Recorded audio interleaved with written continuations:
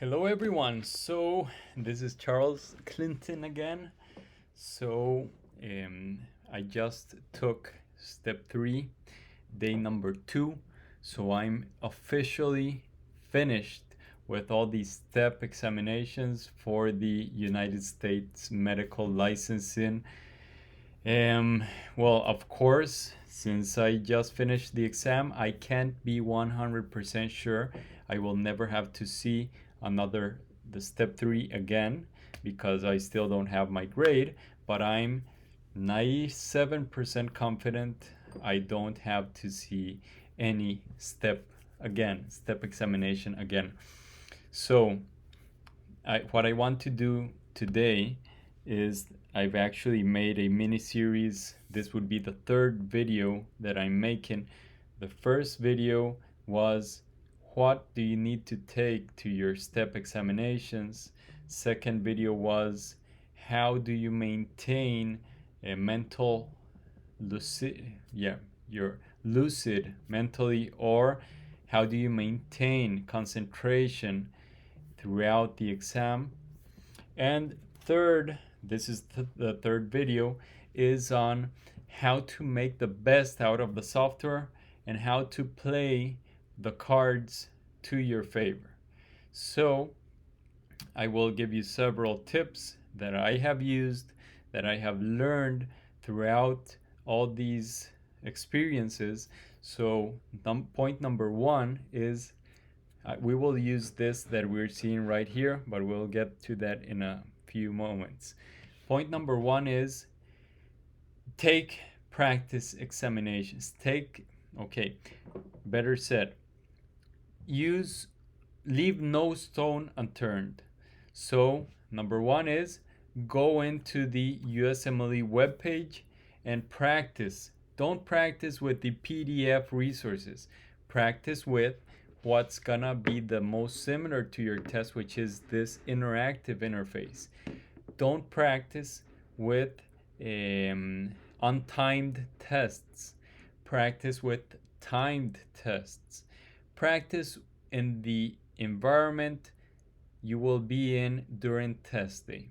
So you might feel excellent that with your printed out PDF you're doing great, but you aren't taking into account that there are some questions you are thinking through and you've been 4 minutes in only one question, and that isn't real life. So in the test you have an average of 90 seconds per question.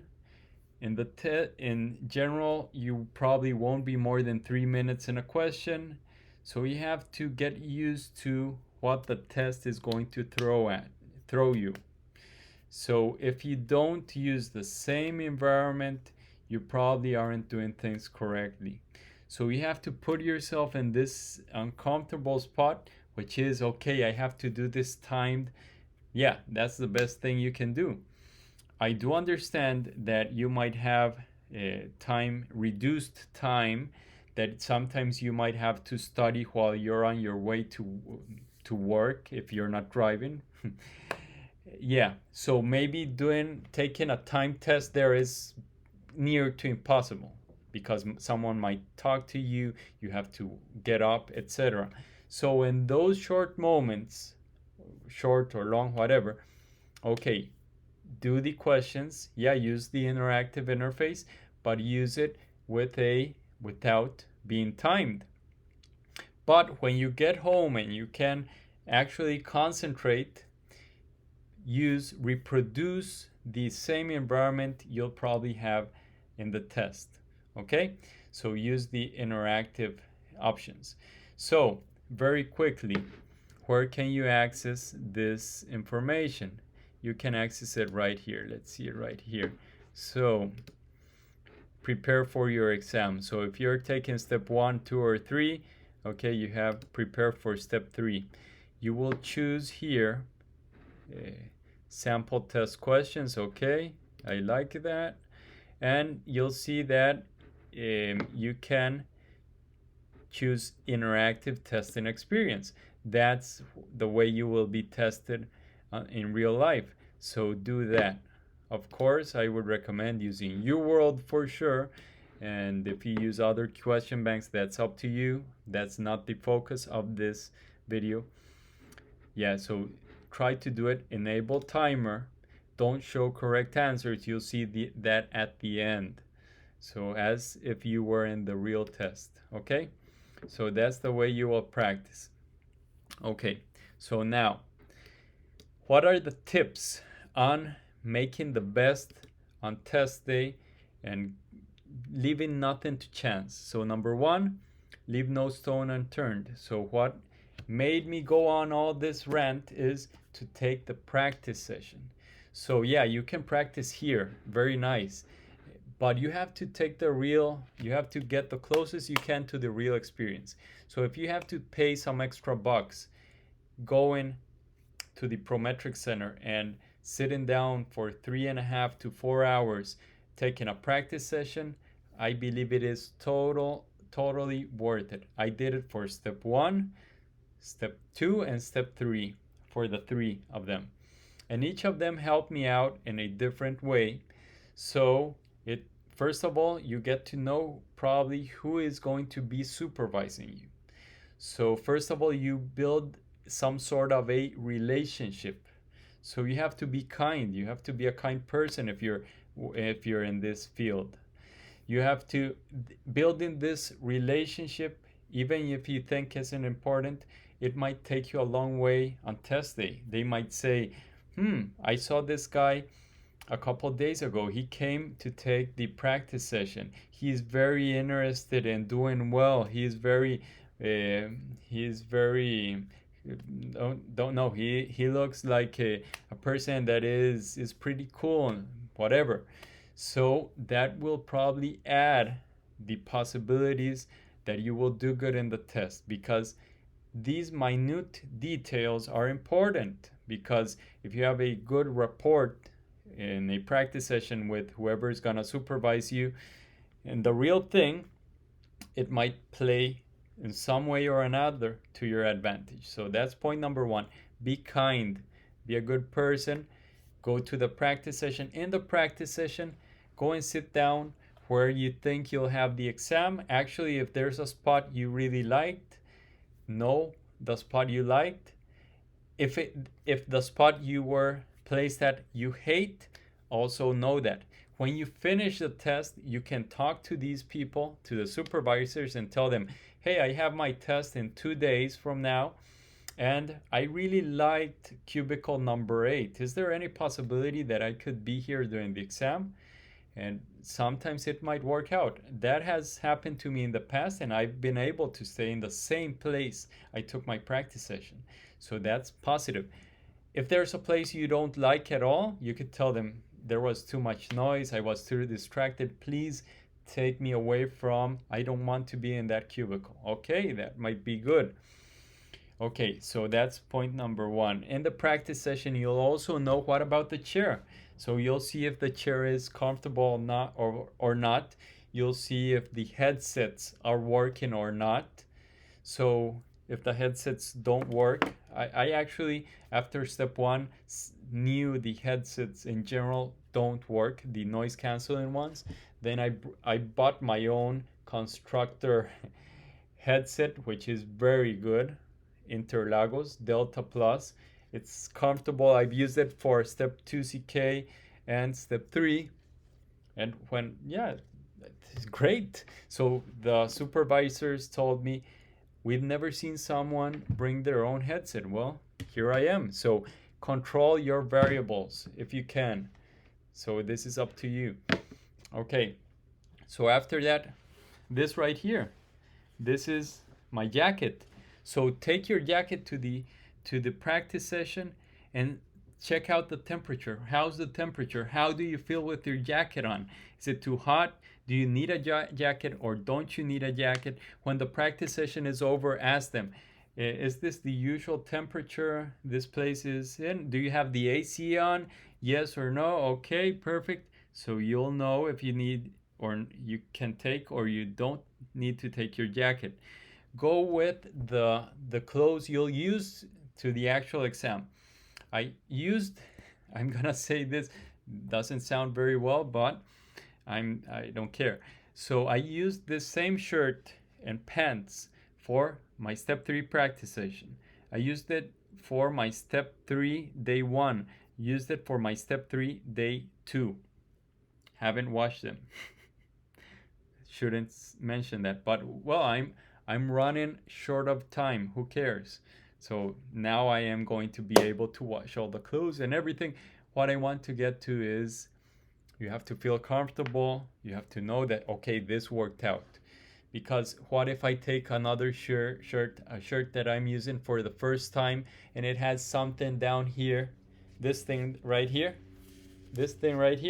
and just is itching you the whole day, and you don't want, you're just itching and itching. That's taking your concentration away. So be sure you're taking things that you know how to use, that you feel comfortable, and sometimes even feel motivated of using, and feel glad to see when you're in those breaks, looking at yourself in the mirror, you're saying, yeah, this shirt reminds me of this, and this will help me out in the exam. Another pointer: every time you go, well, what else about the practice session? The practice session, yeah, will also help you get a feel of the computers. How is the internet working, the connectivity? Did you have any trouble? What is the Prometric Center? Where is the Prometric Center? You already went there once. It is easier for you to go twice. Is there where to park? Is there no parking places in case you have a car? Also, in my practice session, I even took the time it took me to get out of the doors of the Prometric Center and go around the block. They have like a small block. It's like different offices around the place. So I took my own time, and I knew that when I would have a break, I didn't necessarily have to take my timer, because I knew that at my usual pace, it would take me 2.5 minutes to go around this way, or 1.5 minutes to go around this way. So that way I knew that if I had a break, if I went once around, it would be X amount of time. I would recommend you to do that so you know it. I would also recommend you to take the practice session, because you'll go to the bathroom every time you can. Every time you're in a break, you should go to the bathroom, because you never know if you're in the middle of a block and you have to pee. So remember that when you're taking a test, your sympathetics are elevated, and there's moments when you think you emptied your bladder, when you actually didn't empty it, and during the test you might feel you have to empty it. So always go to the bathroom, even though you don't urinate much. That's better than not going at all. Also, it's important to go to the practice session, because you'll know how many bathrooms are there. Is there one? Are there several? If there's more than one, where's the other bathroom? In my case, I went to one bathroom, and I was like, what happens if I need to go to the bathroom and there's someone in there and I don't have much time? So I asked them, and they told me, okay, there's another bathroom over there, behind or back over there. I went to see the bathroom, so I knew I had a second place, a backup place, and I didn't have to ask about it during the actual exam, because I already knew where it was. Also, it's important. What else is important during the practice session? Another thing that's important is that you'll know the speed of the people, of these supervisors that are helping you. Wow, this is crazy. I've never in my life received any of these unauthorized break warnings, and they look definitely horrible. So try not to manage your time so that you don't have to get an unauthorized break, of course, only if it's strictly necessary. Okay, so what else will help you? Oh, for example, in my practice session, no, not in my practice session. During my day 1 of step 3, I went to the bathroom and the lights just didn't turn on. but I had a backup plan. So when I would go to break, I had my Apple Watch ready in airplane mode, and I would just put it on, and it would work for the chronometer, or basically I was using it as a stopwatch. So I would go to break, and maybe I had 10 minutes. I would put the stopwatch to 5 minutes, so I would know when I had to start hurrying up after that 5 minute mark. But I had my watch on. I went to the bathroom. Lights were off. What did I do? I turned on the light of my watch, which has different lights, and that was enough for me to go to the bathroom without a problem, while other people weren't able to go to that bathroom because they probably didn't have their cell phone with the light on, or their watch in case they needed light. Who would have thought about that, needing the light in that situation? No one, because everyone thinks everything will be functioning the day of the exam. So you have to be ready.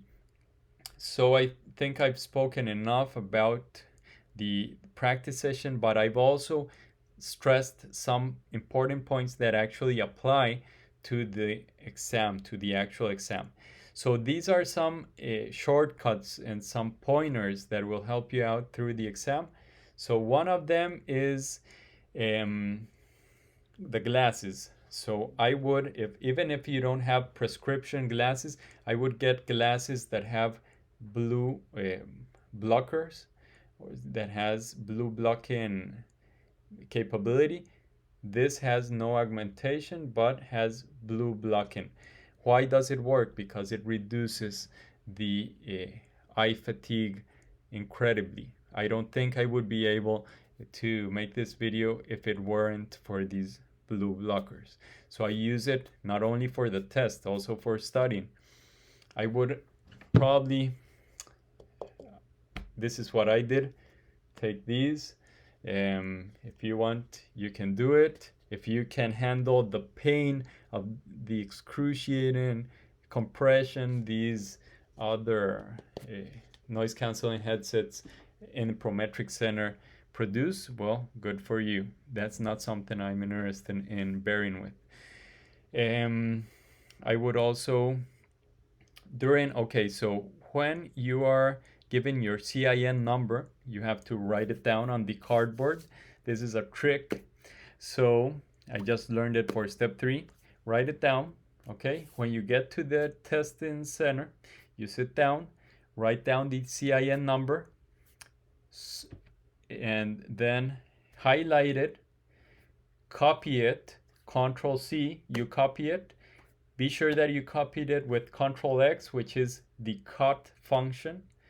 Okay, it disappeared. It means you cut it. With Control V, you paste it on the where it asks you to write your CIN number, which your CIN number is a lot of letters and numbers. You won't be able to memorize it. So if you copy and paste it every time you come back from a break, you are saving 10 to 15 seconds. And if you are extremely stressed out, you probably will fail the CIN number once or twice. So we're talking about half a minute, and that half a minute rolls on to you doing bad in the first questions. So copy paste the CIN number every time you come back in. Another recommendation is this is something I learned for step 3 that I didn't apply. I actually didn't think it would help, but I learned it a few days before step 3 while I was preparing. Was exactly this reverse color. So it's totally different. Try taking a whole block of questions with reverse color versus the usual. So you'll see, not sure if this is only me, but test it out. And in my case, wow. So I take the reverse color and it's much easier on the eyes.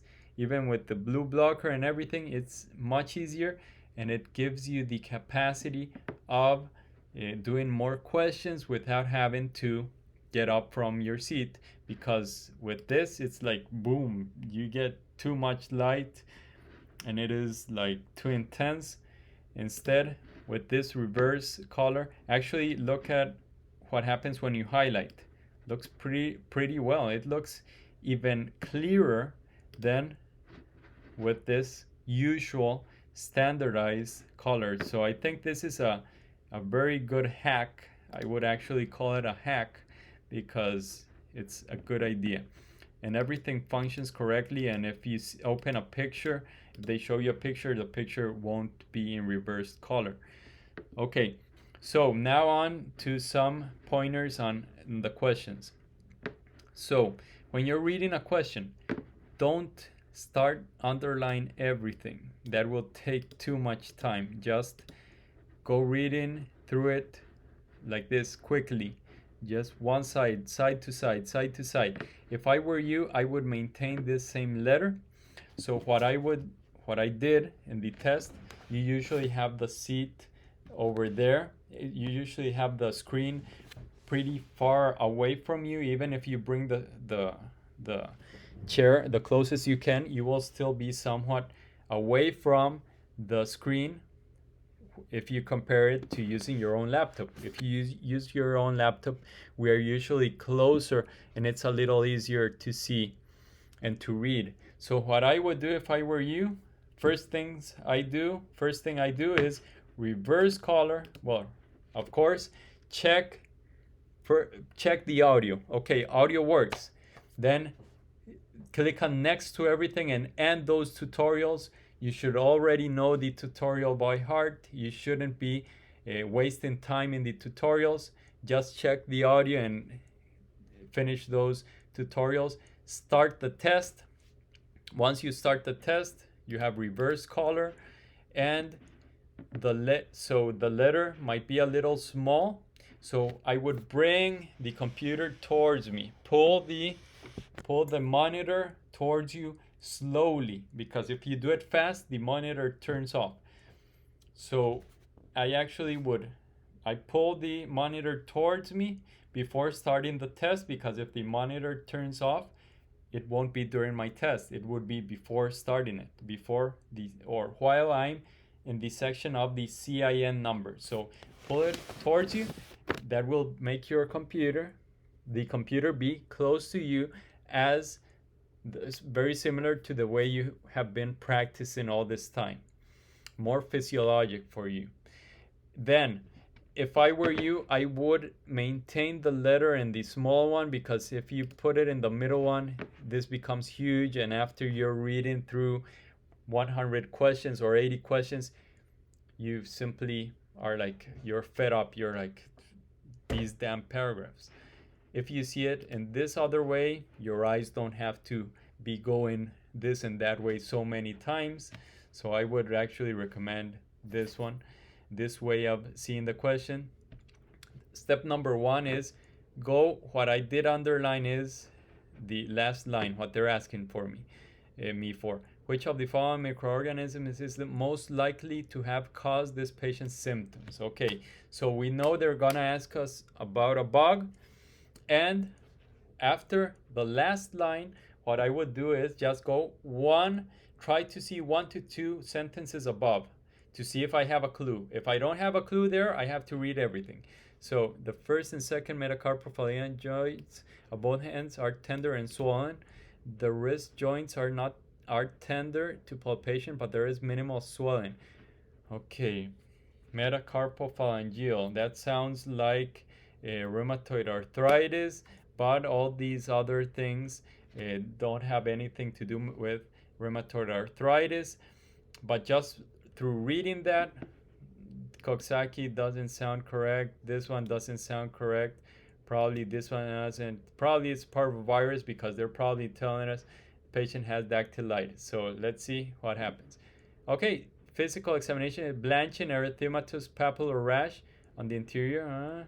Okay, and swollen. So it is probably parvovirus, and that's it. I didn't read anything else, and we'll see if it's correct in a while. So let's do another one. Which of the following is the most likely diagnosis? Okay, ultrasonography shows 4 by 4 centimeter mass in the right lobe of the liver. Okay, so yeah, it could be, it shows a mass, it doesn't say, okay, probably not this one because it's one mass. So we read all of it, so read it pretty quickly. Pain, discomfort, dull ache, she has, okay, right, so she has oral contraceptive, okay, 34, oral contraceptive. But no problem. Okay, so basically, fertile women on oral contraceptives with only one mass. This isn't metastatic cancer, hydatid, hydatid cyst, which would be secondary to Echinococcus granulosus. No, because it's not saying she has a dog and blah blah blah. This isn't cancer. She has no constitutional symptoms. This is hepatic adenoma. So, and you go on to the next one. If you're unsure, what should you do? So whenever you're with this, what do I do with these? I usually read the question. Found laboratory studies are most common, likely abnormal. And what I see is the question and I see the labs. If there's anything clear, I might be able to answer. If not, I have to read the whole thing. So protein is okay. Okay, there's blood, leukocyte esterase, but there aren't many. Yeah, it's positive. It's positive, and there are no casts. So with this doesn't sound correct. This might sound correct. This doesn't sound correct. So this is a question. Probably you would have to go read it right here.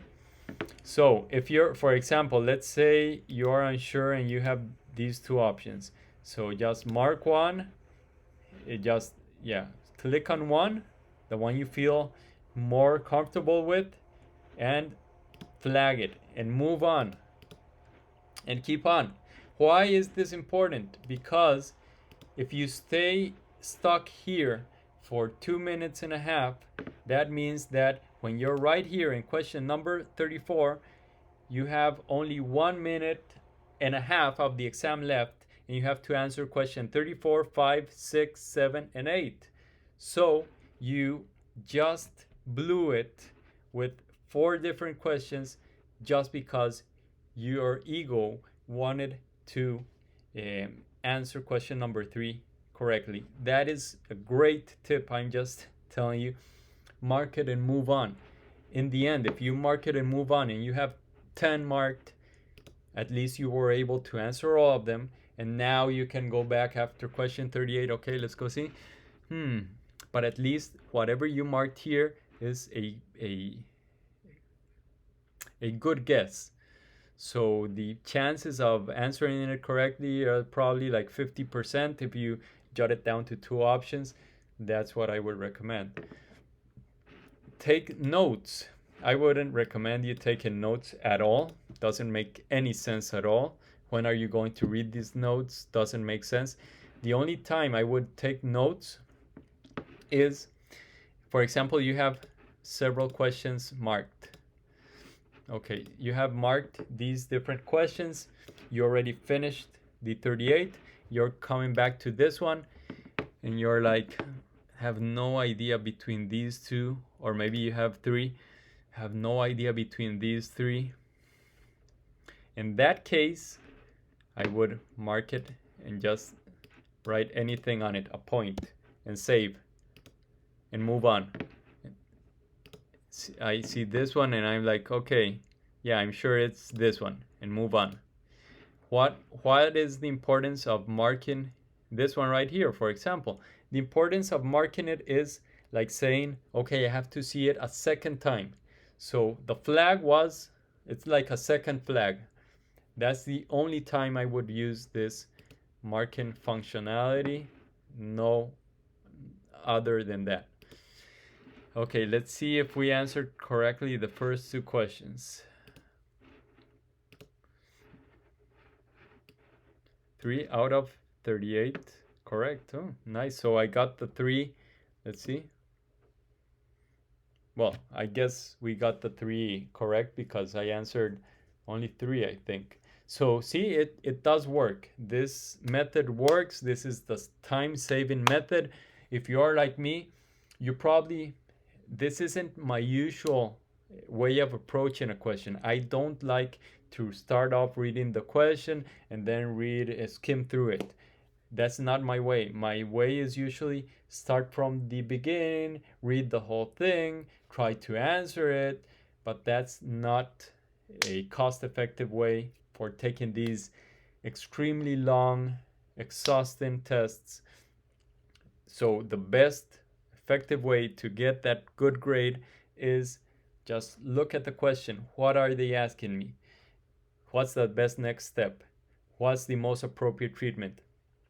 What's what is a contraindication to this? Whatever. What's the question? Okay, now you know what you have to go look for.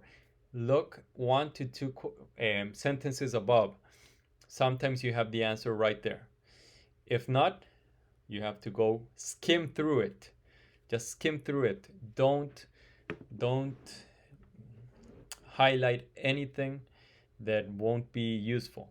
So in the very long questions, or if there's a vignette, I would underline key points only there, because those are things you could probably forget later on. But other than that, I wouldn't. And what else would I do? What other tips for test taking? I already talked in previous videos of other tips. I think that's it. I think I gave you good tips right here. And yeah, I'm tired. It's 8:30 p.m. I've been in front of a computer already 12 hours, so that's it. Give me any feedback. What do you think? See you in the next one.